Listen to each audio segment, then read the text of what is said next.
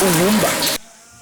At the young age of 91, going to 92. Young age of 91. The boy is good. Very good. Only Mbazulike is not that much simple.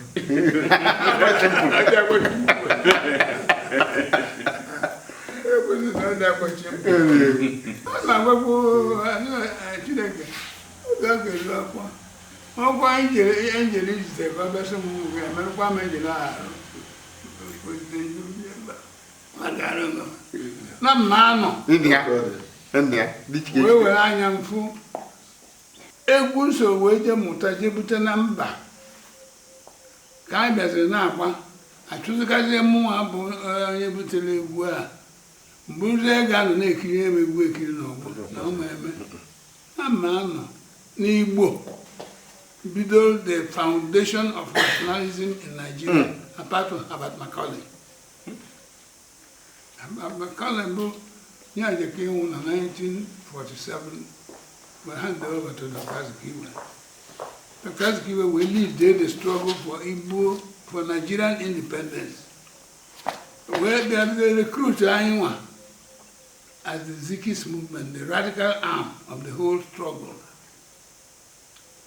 The radical arm of the whole struggle, by when they go get us fighters, is a noble. Jane Gardiner, Ejam Gibbs at the age of 21. UGWUMBA. So we have a bomb. Igbo buru isi na ya bomb. We pụkwazie na abịa n'osisi ọgụ Biafra. Igbo bụ ụzọ na Nigeria Igbo bụ ụzọ ndị a na-asị don't mind the when the kai kwuru anyị na-ekwu. Mwesi ya mba. Na agụme afụkwa the last assignment no abolo two assignments but to tell young men how to muta and their mokita and the students the one case is not good Nigeria that is contained in the two books there. So I don't know the political history of Nigeria.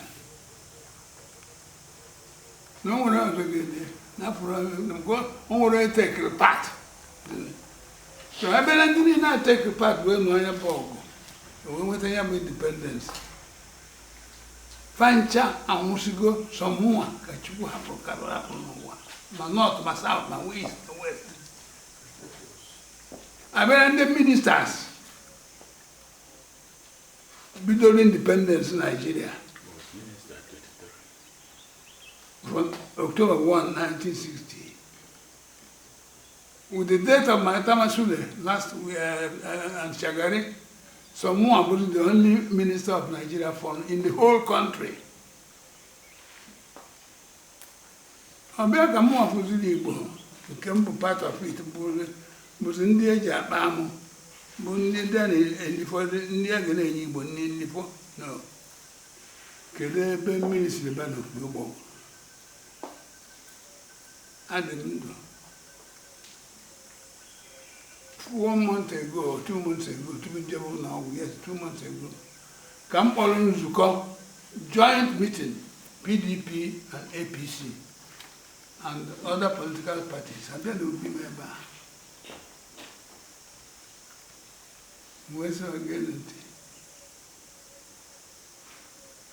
The only way there will be peace in this country will open Igbo into the whole mainstream of Nigeria, Nigeria, recognize Igbo. And the only way this can be achieved is by only Igbo president in 2023. Manana president no. Operation Igbo president. You have to organize. You have to strategize. You have to plan. You have to do every trick that they involve. You even have to bend your head where necessary to achieve. So, no zone One number of these two major political parties. PDP, Punu was nominated as presidential candidate of your party. APC, Funo was nominated as the presidential candidate of your party. When I was just 1 year old, no win, and no win. And that's the only way. That's the only way and the easiest way to do it. But to achieve this, how do you organize?